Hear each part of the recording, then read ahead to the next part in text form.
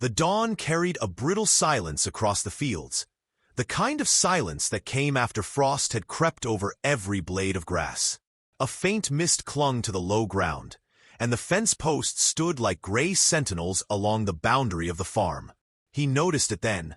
Something darker than the pale haze slumped against the farthest post. At first he thought it was only a branch caught in wire, another scrap of winter's cruelty. But as the light shifted, the outline took shape. A horse, ribs sharp, legs trembling, eyes dull as stones in a stream bed. He pulled his coat tighter, boots crunching over frozen soil, the smell of wood smoke still clinging to him from the stove. The closer he came, the more the animal's condition revealed itself. The mane was tangled with burrs, the hide scarred and raw in patches. Its breath rattled through flared nostrils, a weak rhythm, each exhale carrying the weight of days without care. The farmer paused, one hand resting on the fence rail, watching. He was a man accustomed to solitude, and there had been years where he'd turned his back on every call for help but his own. Yet something in the horse's eyes made him still. They held the same hollow endurance he had carried since loss carved its mark through his home. He crouched, slow, careful, letting the animal smell the distance between them. The horse's ears flicked back, then forward, but it did not bolt. Perhaps it had no strength left to run. He reached down, gathered a handful of frostbitten grass, and offered it. The horse sniffed, then turned away, too weak even for hunger. The farmer stood again, shoulders heavy. He could have walked back, shut the door of his cabin, told himself that the wild had its laws and every creature bore its own fate. He had done that before, with neighbors, with kin, with himself. But the sight of those trembling legs rooted him. He saw not only a suffering creature, but the same weary surrender that had haunted him in his loneliest nights. He turned, made the long walk to the barn, and returned with a pail of water and a bundle of hay. The horse startled at the sound, hooves shifting against frozen ground, but did not move away. He set the bucket down within reach, the hay beside it. For a moment nothing happened. Then, with hesitant movements, the animal lowered its head, lips brushing the water, drinking in shallow sips. The farmer felt something loosen in his chest, a knot he had long believed permanent. The hours that followed unfolded without words. He worked nearby, mending a loose hinge on the gate, stacking firewood along the fence line, always within the horse's sight but never pressing closer. By afternoon, the animal had eaten, though only sparingly, its ears twitching whenever he drew too near. When the cold deepened, he returned once more with an old wool blanket and draped it over the horse's back. It shuddered but did not resist. That night he sat by the stove, the cabin quiet but for the tick of cooling metal. He thought of the creature out in the frost, alone yet not abandoned. The thought stirred an ache he had tried to bury, one that smelled of lavender soap and fresh bread, of laughter that had once filled these rooms. He poured himself coffee instead of whiskey, and in the firelight whispered a promise he had never intended to make again. Morning came pale and brittle. Stepping outside, he found the horse still at the fence, head lifted this time, eyes less clouded. A fragile step forward closed the space between them. The farmer reached out, hand steady, and brushed fingers across the animal's rough mane.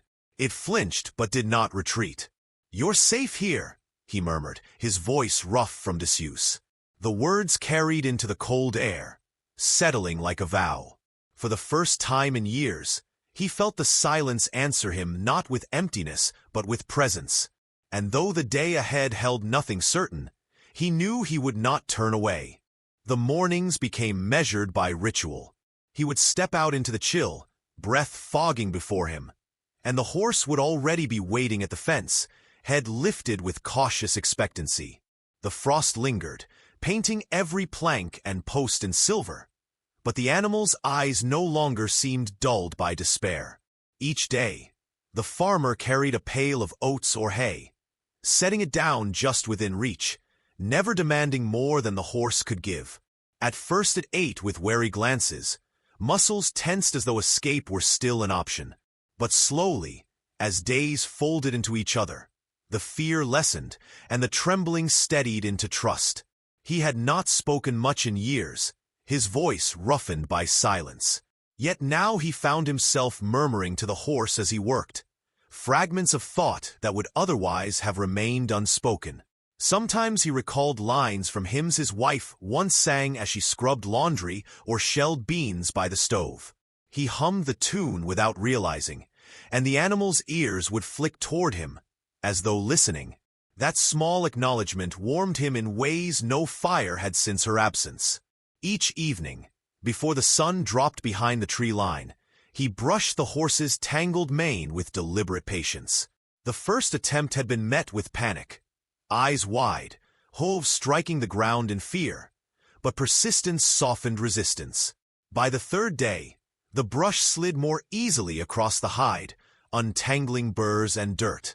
The sound of bristles against hair filled the barn like a steady rhythm, a reminder that gentleness, repeated long enough, could wear down even the thickest walls. At night, when the world pressed in with quiet, he sat by the stove and reached for the wooden box he had left untouched for years.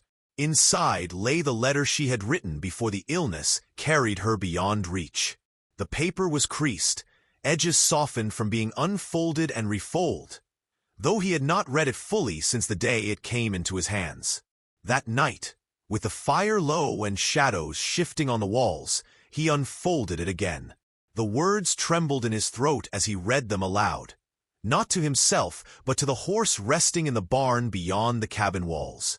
He imagined the animal listening, the way his wife once had, and though the words cracked, he continued until the last line. Her handwriting carried reminders he had long resisted. Do not let your heart close, even when mine is gone. Carry kindness forward. Let it keep you. He folded the letter carefully, fingers lingering on the ink as if touch could bring her nearer. Then he tucked it back into the box, but this time left the box on the table instead of hidden away. The horse changed as the days passed. Its coat grew less dull, patches of shine returning as food and warmth restored what neglect had taken. Where once it shrank from his presence, now it lifted its head when he approached. One morning, as the fog lifted and the fields lay pale and damp with thaw, the horse whickered softly at the sight of him.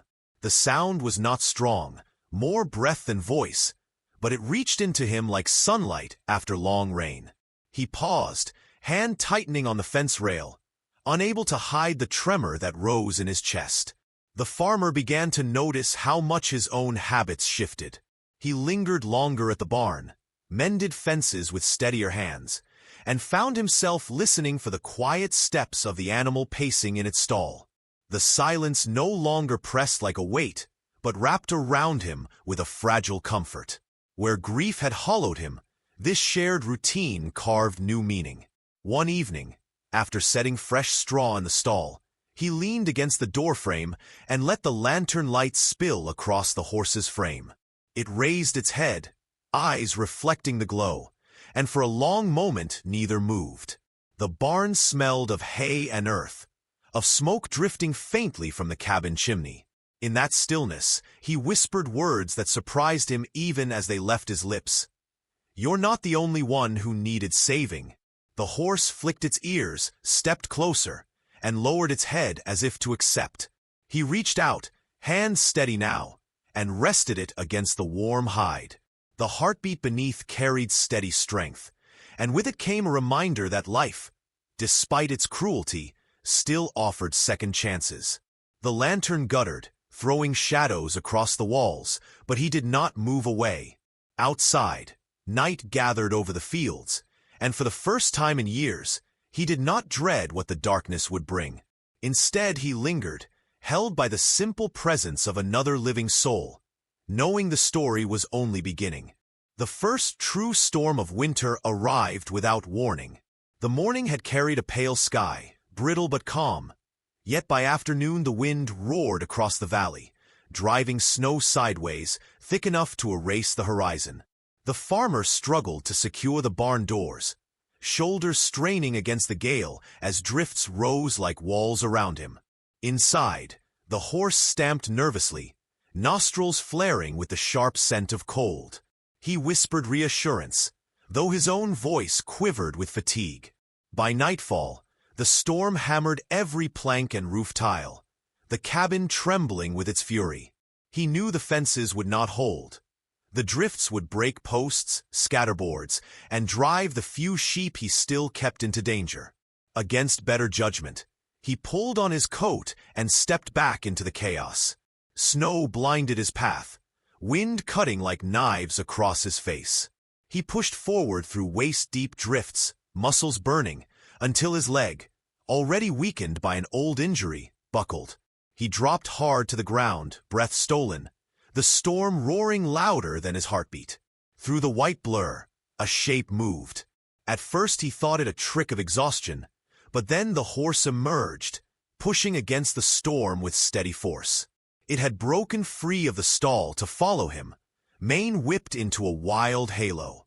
The sight struck him with equal measure of awe and guilt. The animal lowered its head, nudging his shoulder as though urging him back. With trembling hands, he caught its mane and used its strength to rise. Together they staggered through the blizzard until the dim light of the barn glowed like a beacon.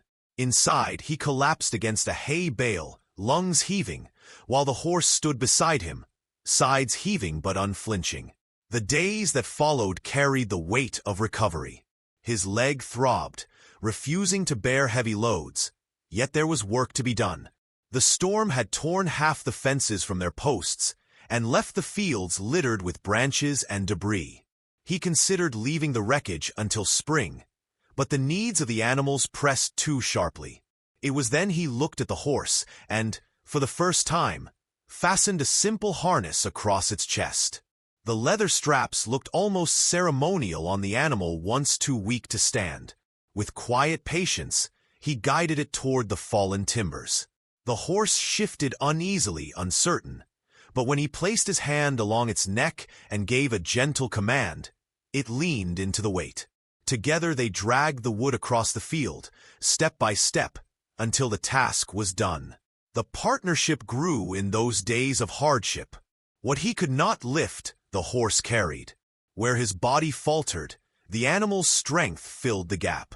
Neighbors passing along the road paused to watch, their glances no longer tinged with pity, but with a kind of surprised respect. Once they had spoken of him as the man who lived with ghosts, a widower folded in on himself. Now they saw him walking the field beside a creature that mirrored his resilience. Whispers shifted, and though no words reached his ears, he felt the difference in their eyes. When at last he traveled to the village for supplies, the horse walked at his side, healthy enough now to draw a cart. Children gathered in the square, eyes bright with wonder. One small boy, cheeks flushed red from cold, reached out with mittened hand. The farmer stiffened, ready to pull the child back, but the horse only lowered its head gently, allowing the touch. The boy laughed, a sound as fragile as snowflakes and as piercing as memory. For an instant the farmer saw his own daughter as she once had been, reaching out with the same fearless trust.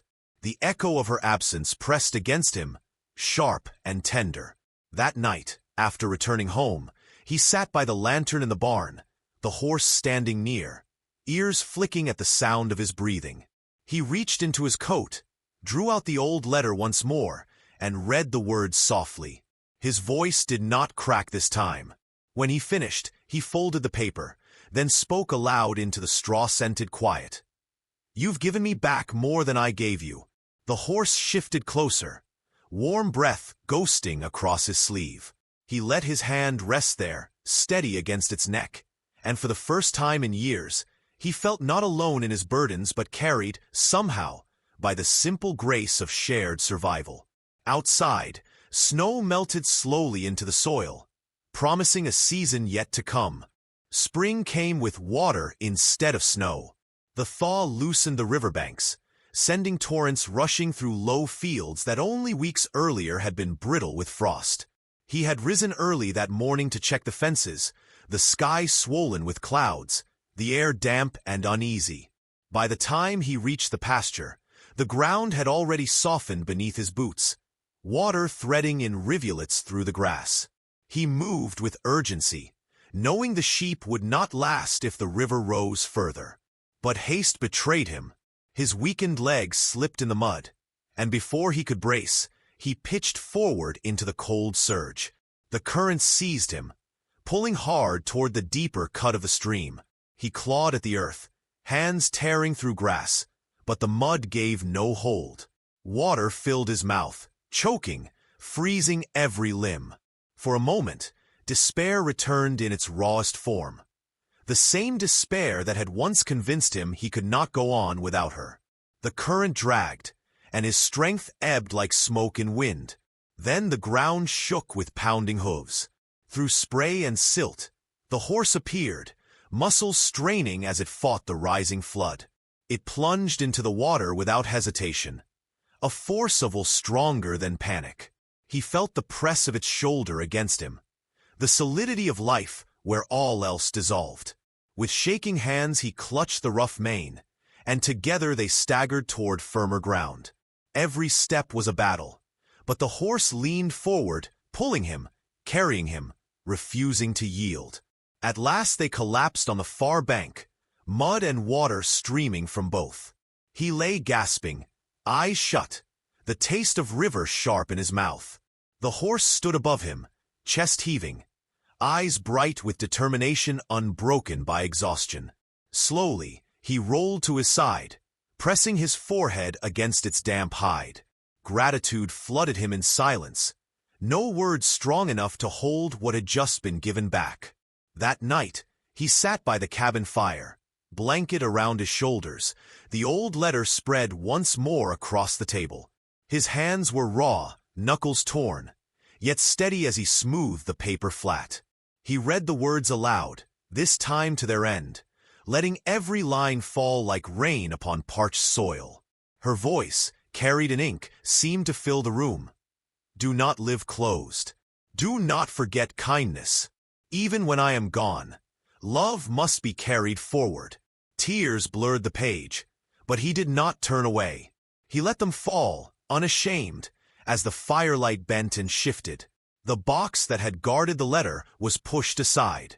In its place, he laid the locket that had belonged to her. The next morning, he fastened it carefully to the horse's bridle, the silver catching the first touch of dawn. It was not ornament, but symbol, a joining of what had been lost to what had been found. Seasons moved in their quiet rhythm. Grass rose green in the fields, lambs stumbled through the pastures, and the air smelled of clover instead of ash. He worked again with purpose, not as a man surviving day to day, but as one with roots deep enough to hold. Wherever he walked, the horse followed, steady and strong, no longer the broken shadow he had first found at the fence. They had both been carried through the storm, both pulled back from the edge. One evening, as the sun melted into amber along the horizon, he leaned against the horse's side, the warmth grounding him. The land was hushed, fields glowing with the last light. He whispered into the quiet, the words simple but whole. You came broken, and so did I. Now we walk on whole. The horse flicked its ears, a soft sound rising from its throat, as if answering. He closed his eyes, resting in the stillness. The fire of loss cooled now into memory, the air filled with the promise of tomorrow. And if this story touched you, subscribe or share where you're watching from. These stories matter.